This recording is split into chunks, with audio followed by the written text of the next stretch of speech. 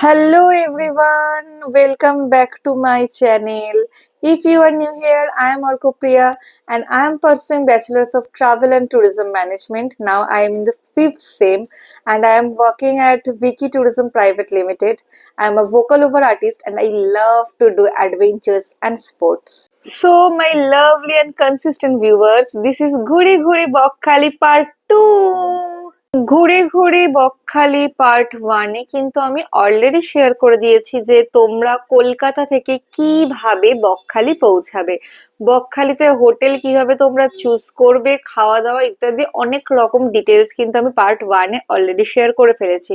সুতরাং যারা এখনো পর্যন্ত বকখালির পার্ট ওয়ান দেখোনি তারা আমার ডেসক্রিপশন বক্সে আমি লিংক দিয়ে রাখলাম, অতি অবশ্যই গিয়ে চেক করে নাও, তাহলে হয়তো তোমাদের বুঝতেও সুবিধা হবে পার্ট টুটা এবং দেখে আরো অনেকটা বেশি এনজয় করবে। আমরা এখন যাচ্ছি লাঞ্চ করতে। তো আমরা সকালবেলা মাছ কিনে, এবং কালকে রাতে আমাদের দেখালাম মাছ কিনে দিয়েছিলাম, তো আজকেও মাছ কিনেছিলাম, বাট তখন আমি নাচতে ব্যস্ত ছিলাম বলে তোমাদের দেখানো হয়নি।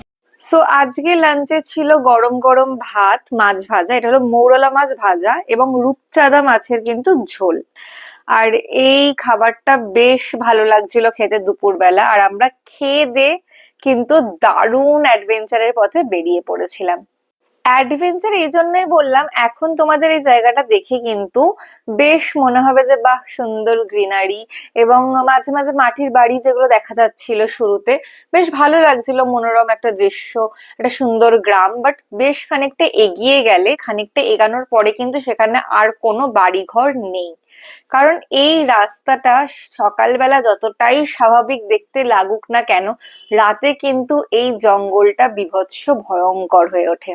তো আমরা এন্ট্রি টিকিট কেটে এগিয়ে যাচ্ছিলাম হেনরি আইল্যান্ডের দিকে, এবং এই হেনরি আইল্যান্ডে যাওয়ার পথ সকালে যতটা সুন্দর, রাতে কিন্তু তার থেকে অনেক বেশি ভয়ঙ্কর।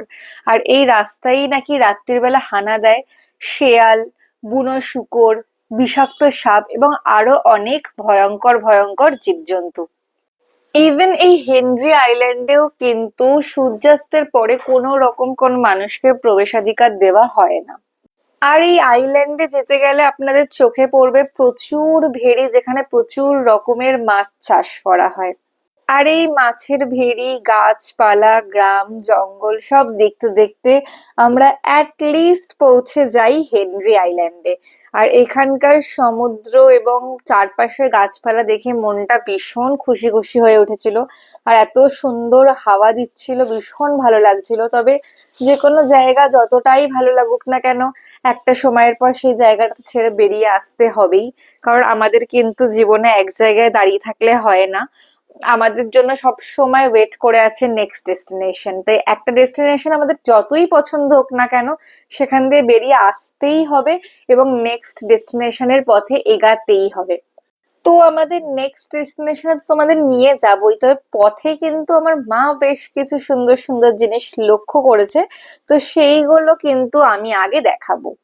তো এইটুকু একটা টমেটো গাছ, এইটুকু টমেটো গাছ, কত টমেটো হয়েছে, পুরো গাছটা ভর্তি টমেটো, এপাশ দিয়েও দেখো পুরো ভর্তি টমেটো হয়েছে। দেখো আমি তোমাকে দেখাচ্ছি, দেখো এইটুকুনি একটা বেগুন গাছ, জাস্ট এইটুকানি ছোট্ট একটা বেগুন গাছ, মাটি থেকে দেখো কয়টুকানি উঠে, দেখো কত বড় একটা এখানে বেগুন হয়েছে, দেখো এখানেও আরো বেগুন হয়েছে, এ দেখো। তো এরকম ছোট্ট ছোট্ট আর ফ্রেশ ফ্রেশ শাকসবজি দেখে কিন্তু খুব আমার ইচ্ছা হচ্ছিল যে যদি আমার নিজের এরকম একটা বাগান থাকতো, বা আমিও যদি এরকম একটু গ্রাম সাইডে থাকতাম, একটু বেশ নিজের বাগান টাগান বানাতে পারতাম, খুব ভালো লাগতো। তাহলে রোজ রোজ আর ওই বাজারে গিয়ে ভেজাল খাবার দাবার, কীটনাশক মেশানো খাবার দাবার কিনে আনতে হতো না, অ্যাটলিস্ট নিজের গাছের শাক সবজি মাঝে মাঝে খেতে পারতাম। আর অনেকেই আছো তোমরা আমার ভিউয়ার্সরা, যারা অনেকে হয়তো ভেজিটেবল খুব একটা খেতে পছন্দ করো না, তাদের আমার কথাটা একদম ভালো লাগবে না, বাট না, আমার ভীষণভাবে পছন্দ শাক সবজি। আমি যেরকম মাছ মাংস খেতে পছন্দ করি, আমি শাক সবজিও কিন্তু খেতে ভীষণ ভালোবাসি। কিন্তু হ্যাঁ, মাছের কথা বলতে কিন্তু আমার মুখে আবার জল ভরে উঠেছে। আর সবচেয়ে মজার কথা হলো, আমাদের যে নেক্সট লোকেশনটা, যে ডেস্টিনেশনটায় তোমাদের আমি নিয়ে যাব, সেটাও কিন্তু মাছের সাথে related. But no no no, এত লোভ করার কিছু হয়নি। এখানে কিন্তু আমরা মাছ খেতে যাইনি, এটা কিন্তু মাছ দেখার একটা ব্যাপার। তাহলে কি কোনো অ্যাকোরিয়াম বা Aquatica? No, you are wrong, that is Frasergunj. আমাদের নেক্সট ডেস্টিনেশন হলো ফ্রেজারগঞ্জ। আর ফ্রেজারগঞ্জের ঠিক যেখানে ট্রলার গুলো রাখা ছিল, যেখানে মাছ আসে, তার সামনে একটা জায়গা ছিল যেখানে পেটিতে পেটিতে করে মাছ রাখা ছিল, এবং সেখান দিয়ে কিন্তু সকালবেলা মাছ বিক্রিও করা হয়, মানে যখন মাছ ওঠে তারপরে এখান দিয়ে মাছ বিক্রিও করা হয়। আর আমি যেরকম মাছ দেখার জন্য এক্সাইটেড ছিলাম, আরেকজনও কিন্তু এখানে বসে বসে মাছের জন্য ওয়েট করছে। দেখেছো কি বক বাবাজিকে? তো আমরা এগিয়ে যাচ্ছিলাম এবার ট্রলার গুলো দেখবো বলে। এখানে প্রচুর ট্রলারে করে প্রচুর প্রচুর প্রচুর মাছ আসে, এবং সেই মাছগুলো এখানে এনে আবার মানে রাখা হয়। তারপরে এখান দিয়ে বিভিন্ন জায়গায় এগুলো বিক্রির জন্য যায়। দেশে তো বিক্রি হয়, এবং প্রচুর মাছ বিদেশে বিক্রি হয়। আর এই যে ট্রলার গুলো দেখো, এগুলো হলো জাল, অলরেডি মাছ কিন্তু বার করে নেওয়া হয়েছে, আর এই জাল দিয়ে কিন্তু নদীতে মাছ ধরা হয়। এগুলো সবকটাই ইন্ডিয়ান ট্রলার। এর আগের বার যখন আমি গেছিলাম তখন এখানে একটা বাংলাদেশি ট্রলারও ছিল, যেটা ধরে রাখা হয়েছিল। তো এইবারে আমরা এমন একটা সময় এখানে গেছিলাম যে আগের বারে আমরা প্রচুর মাছ দেখেছিলাম, বাট এইবারে সেরকম মাছ দেখতে পারিনি বললেই চলে। তবে আমরা কিন্তু সেটাতে কিছু অফেন্ডেড হইনি, কারণ এখানে যারা ট্রলারের লোকাল, যারা এটা করে মানে যারা জেলেরা আর কি ঘুরে বেড়ায়, ট্রলারে যায় মাছ ধরে আনে, তাদের সাথে প্রচুর কথা হচ্ছিল, এবং জানতে পারলাম এনারা নাকি একবার ট্রলার নিয়ে বেরিয়ে যায়, এরা 7 দিন 8 দিন, কোনো সময় 15 দিন, কোনো সময় 1-1.5 মাস 2 মাস কিন্তু এই ট্রলারেই থাকে এবং মাছ ধরে আবার এখানে ফেরত আসে। এবং এই যে 1 মাস তারা কিভাবে একটা ট্রলারের মধ্যে কাটায়, এই সমস্ত গল্প তাদের থেকে শুনছিলাম। তো তারপরে আমরা চলে গেছিলাম আমাদের নেক্সট এবং one of the best sight সিনের দিকে। তো দ্যাট ইজ সানসেট পয়েন্ট। তো সূর্যি মামা আমাদের বলে দিয়েছিল বেটার লাক নেক্সট টাইম। তো কারণ সূর্যাস্ত দেখার কোনো ভাগ্য আমাদের হয়নি। আজকের বিকেলটা ছিল একটা মেঘলা বিকেল, তবে কিন্তু সানসেট পয়েন্টে আমরা বসে অনেকটা সময় কাটিয়েছিলাম, এবং এই যেটা ঠান্ডা ঠান্ডা হাওয়া, সামনে সমুদ্র এবং মেঘলা একটা সময় আমরা বসে আলু কাবলি এনজয় করছিলাম। That is a very nice feeling. A few minutes later. Sight seen ঘুরে আমরা আবার ড্রেস চেঞ্জ করে নিয়েছি, মানে মুহূর্তে মুহূর্তে ড্রেস চেঞ্জ কেমন ঠান্ডা লাগলো রাত্রিবেলা? মুহূর্তে ড্রেস চেঞ্জ হবে আমাদের। তো আমরা এখন যাচ্ছি মেলা ঘুরতে। এবার আমরা নেমে পড়েছি অটো দিয়ে, টোটো দিয়ে, আর এবার প্রবেশ করব আমরা মেলায়।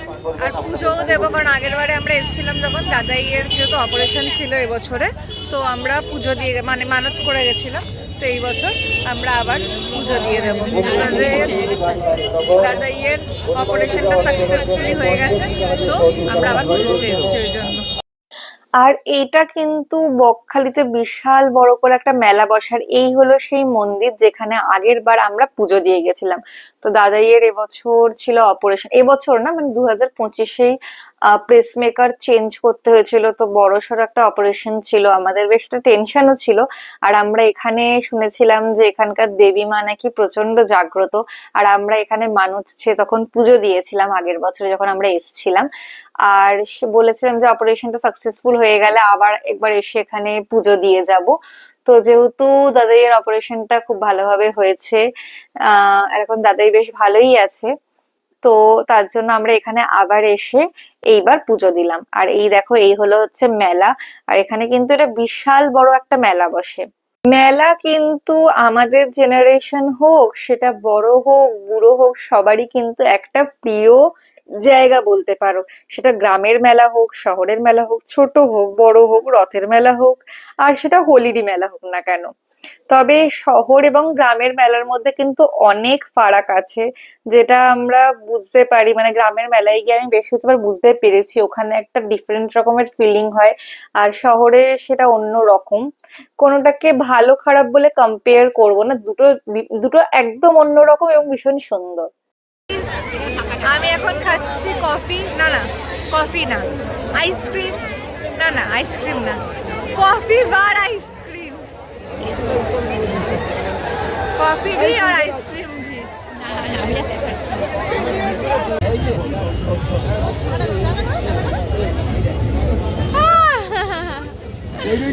ওরা কুচি বুঝছে।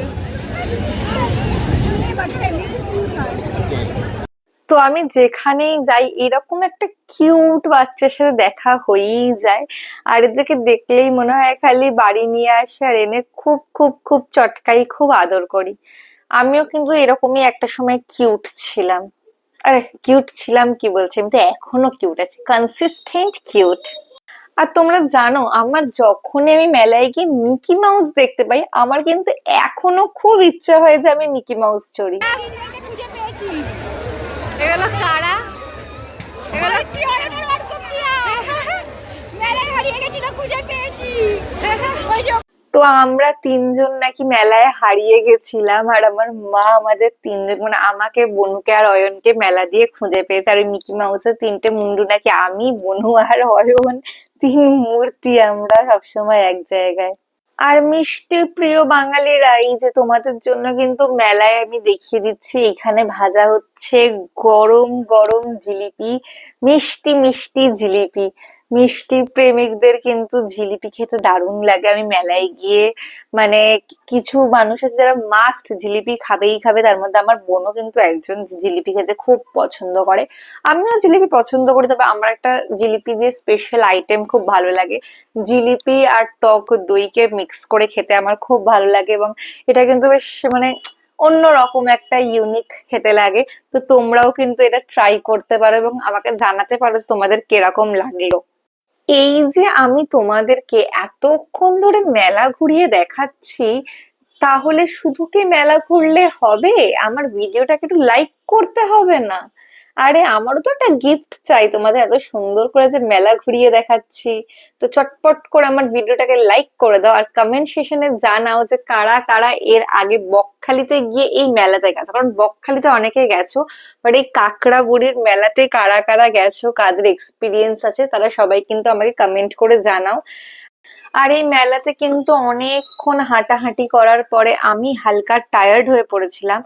আর আমার এবার ভীষণ জোর জল তেষ্টা পেয়ে গেছিল, বাট জলের দোকান তো এখানে ছিল না। তারপর আমি দেখলাম একটা ভীষণ স্পেশাল আইটেম, যেটা এর আগে আমি কখনো ট্রাই করিনি। আমরা অনেক সময় তো মিল্ক শেক খেয়েছি, চকলেট শেক খেয়েছি, বাট চকলেট লাস্সি এই জিনিসটা কিন্তু আমি প্রথমবার শুনলাম এবং প্রথমবার ট্রাই করলাম চকলেট লাস্সি। আর আমার কিন্তু ভীষণ ভীষণ ভীষণ ভালো লেগেছে, অনেস্ট রিভিউ দিচ্ছি, ভীষণই আমার পছন্দ হয়েছে। তোমরাও এটা ট্রাই করতে পারো। তো চকলেট লাস্সি খেয়ে আমি আবার হয়ে পড়েছিলাম এনার্জেটিক, আর আমি দেখতে চলে গেছিলাম এখানে প্রচুর গাছের চারা, এখানে প্রচুর ফুল গাছ বিক্রি হচ্ছিল। আর এত সুন্দর লাগছিল, এত রকম কালারফুল ফুল দেখতে, আর বিশেষ করে জবা ফুলের গাছগুলো খুব সুন্দর সুন্দর ছিল। আমার খুব মনে হচ্ছিল যে বাড়ি নিয়ে যাই, বাট সত্যি কথা বলতে পসিবল না। এটা যদি সত্যি সত্যি আমার বাড়ির কাছাকাছি কোনো মেলা হতো তাহলে আমি বাড়িতে নিয়েই আসতাম দুটো তিনটে গাছ। কিন্তু যেহেতু মানে বকখালি থেকে আমার বাড়িতে আসতে বা ট্রেনেই শুধুমাত্র 4.5 ঘন্টার জার্নি, তারপরে তো মানে স্টেশন অব্দি আসা একটা জার্নি, এবং শিয়ালদা স্টেশন দিয়ে আমার বাড়ি অব্দি আলাদা একটা রাস্তা। এত সুন্দর সুন্দর ফুলগুলো দেখে সত্যি আমার বাড়িতে আনতে খুব ইচ্ছা করছিল। আর দেখো এখানে কত সুন্দর সুন্দর সব ওই পিগি ব্যাংক টাইপের আর কি। A few moments later.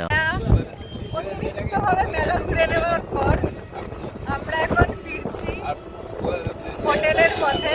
একটা খুব ভয়ঙ্কর রাস্তা আমাদের পার করতে হবে, যেখানে প্রচুর হরার ঘটনা ঘটেছে এর আগেও। আর আমরাও এখন ক্রস করছি, প্রায় 11:30-12টা বাজে। এই সময় আমরা এই রাস্তাটা ক্রস করছি, তোমাদের আমরা রাস্তা দেখাবো।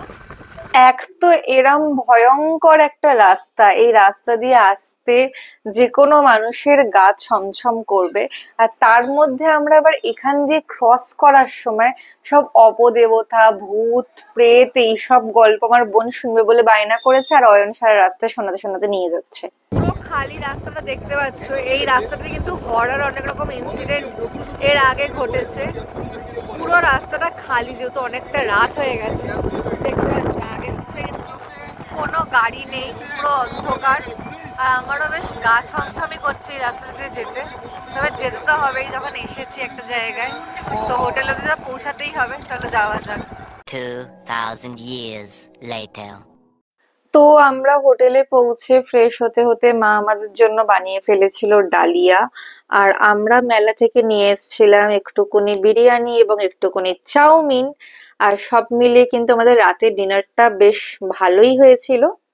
তো আমাদের ঘুরে ঘুরে বকখালির পার্ট 2 আমি এখানেই শেষ করছি, এবং এর পরেও কিন্তু আমি আরো একদিন বকখালিতে ছিলাম, এবং তারপরে বাড়ি ফেরা সমস্তটা নিয়ে কিন্তু আরো বেশ খানিকটা আছে, মানে তোমাদেরকে আরো বেশ খানিকটা এক্সপিরিয়েন্স দেখানোর আছে। তার জন্য তাড়াতাড়ি করে আমার চ্যানেলটা সাবস্ক্রাইব করো, সাবস্ক্রাইব।